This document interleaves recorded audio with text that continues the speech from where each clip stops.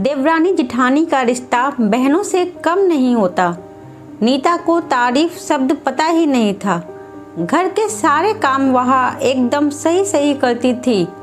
खाना बहुत स्वादिष्ट बनाती थी, लेकिन फिर भी आज का खाना अच्छा था बहू, ऐसा उसकी सास कभी भी बोलती नहीं थी और पति भी कभी उसकी प्रशंसा नहीं करता था। उसने बनाया हुआ खाना चुपचाप खाकर उठकर दोनों पति और सास चले जाते थे। उसने खाना खाया या नहीं, इसका उन दोनों को फर्क नहीं पड़ता था। सास को वह पसंद नहीं थी। उसके हाथों से जरा सी भूल हो गई तो सास तुरंत गुस्सा करती थी। उससे भी बुरी बात यह थी कि उसके पति और उसके बीच बातचीत का ज़्यादा नहीं होती थी और उन्होंने ये चुप्पी बनाए रखी थी। वह उस पर ध्यान नहीं देता था। परदेश में पढ़ाई करने गया हुआ छोटा देवर मात्र समय समय पर नीता को फ़ोन करता था, पूछता था भाभी कैसी हो। उसका फ़ोन आने पर नीता बहुत खुश होती थी। अपना मन हल्का करने का उचित स्थान था नीता का। कुछ ही दिनों में देवर की पढ़ाई खत्म हो गई और वह घर आया। थोड़े समय के भीतर उसे एक अच्छी नौकरी भी मिल गई। नीता को बहुत आनंद हुआ। नौकरी लग जाने के बाद उसकी सास अपने छोटे बेटे की शादी के लिए बातचीत करने लगी, पर देवर को एक भी लड़की पसंद नहीं आती थी। इसने ही बोला होगा उसे मना करने को। सोचकर सास नीता को ही दोष दे रही थी। नीता को चिंतित देखकर देवर ने अपनी माँ से कहा, मैं एक लड़की से बहुत प्यार करता हूँ, मैं उसी से शादी करूँगा। उसने जिद की। देवर जी, यह बात पहले बतानी चाहिए थी ना। नीता ने यह बात अपने पति के कान पर डाली। इस बात पर उसने थोड़ी कीट पीट की, लेकिन लड़की देखकर वह भी तैयार हो गया। सवाल बचा सास का, अपने छोटे बेटे का मन कैसे दुखाएगी वहाँ। बाद में उनकी भी हाँ हो गई। नीता को बहुत खुशी हुई। उसे लगा एक अच्छी सहेली आ जाएगी, अब साथ देने के लिए, दिल के राज बताने के लिए। पर कैसी होगी छोटी देवरानी, बस जाएगी हमारे साथ इस घर में, या वह एक अलग दुनिया बसाने पर जोर देगी देवर जी को।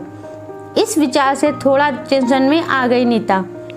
कुछ दिनों बाद नीता की छोटी देवरानी चौखट लांग कर घर में आई।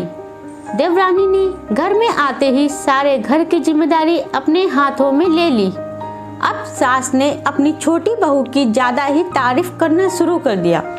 उसे माँ जैसा प्यार करने लगी। यह देखकर नीता की आंखों में आंसू आ जाते। वो सोचती, मैं भी तो यही काम करती थी, फिर मेरे साथ ही क्यों ऐसा बर्ताव। अब थोड़े दिनों बाद छोटी देवरानी पूरे घर पर राज करेगी और फिर मेरी जगह वह कोने में होगी। अपने ही विचारों में खो गई नीता।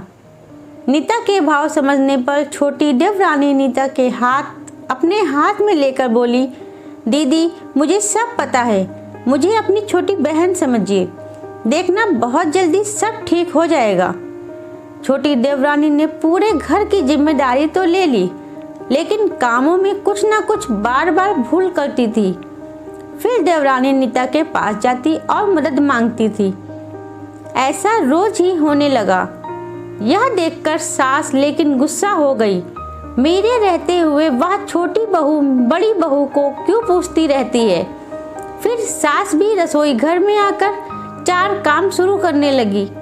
धीरे धीरे वह छोटी बहू के साथ साथ अनजाने में बड़ी बहू से भी प्यार से बर्ताव करने लगी, प्यार से बोलने लगी, नए पदार्थ दोनों को सिखाने लगी, भूल समझकर समझाने लगी। अब सास और दोनों बहुओं में अच्छी दोस्ती होने लगी। इस वजह से बड़ी बहू का स्वभाव भी अच्छा होने लगा। उसके स्वभाव में खुलापन आ गया। सास भी दोनों के साथ कभी शॉपिंग तो कभी फिल्म देखने जाने लगी। वो अपनी दोनों बहुओं को समान प्यार करने लगी। इस वजह से घर का माहौल हंसता खेलता हो गया। इसके अलावा अपने भाई और उसकी पत्नी की बॉन्डिंग देखकर नीता का पति भी उसके साथ अच्छा व्यवहार करने लगा। यह देखकर छोटी बहू बहुत खुश हुई। दीदी, घर पर पहले आपका ही हक था। ऐसा बोलकर छोटी बहू ने पूरी घर की जिम्मेदारी अपनी जेठानी को दे दी। साल भर में नीता के देवर को अच्छे वेतन और बड़ी पोस्ट पर स्थानांतरित किया गया। अब छोटी देवरानी भी अपने पति के साथ परदेश जाएगी और मैं फिर अकेले रह जाऊंगी।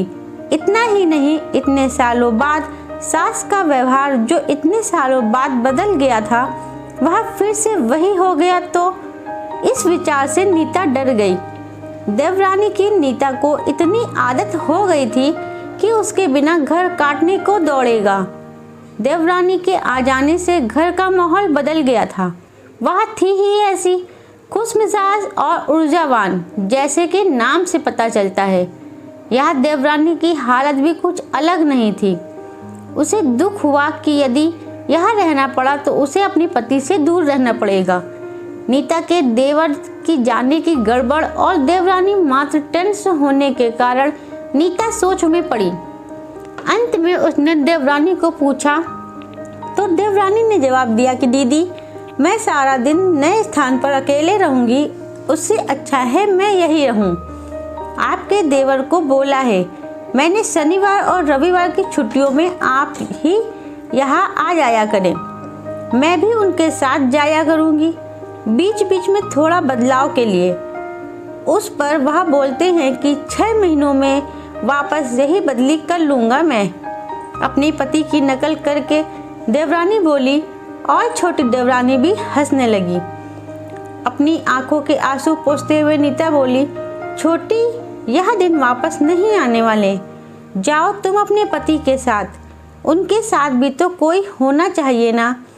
दीदी, आपने मुझे बड़ी बहन का प्यार दिया है, वैसे ही भैया के रूप में एक बड़ा भाई मिला। यह भरा हुआ संसार छोड़कर मैं कैसे जाऊं? वहाँ अकेली का मन नहीं लगेगा। 6 महीने का तो सवाल है, वह आते रहेंगे यहाँ पर। यह सुनकर नीता ने अपनी देवरानी को खुश होकर गले लगाया। तभी देवरानी नीता को बोली, अपने पति के साथ एक अलग जीवन बनाने में समय नहीं लगता। अपनों में रहकर पति की प्रतीक्षा में ही आनंद है।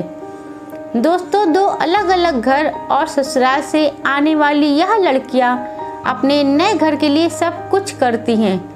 पता ही नहीं चलता कि कब एक दूसरे की आदत हो जाती है। सच में देवरानी जिठानी का रिश्ता बहनों से कम नहीं होता। दोस्तों, आपको मेरी यह कहानी कैसी लगी है हमें कमेंट बॉक्स में ज़रूर बताइएगा। आपके इस कहानी पर क्या विचार है हमसे शेयर कीजिएगा। दोस्तों, कहानी अच्छी लगी हो तो वीडियो को लाइक कीजिएगा।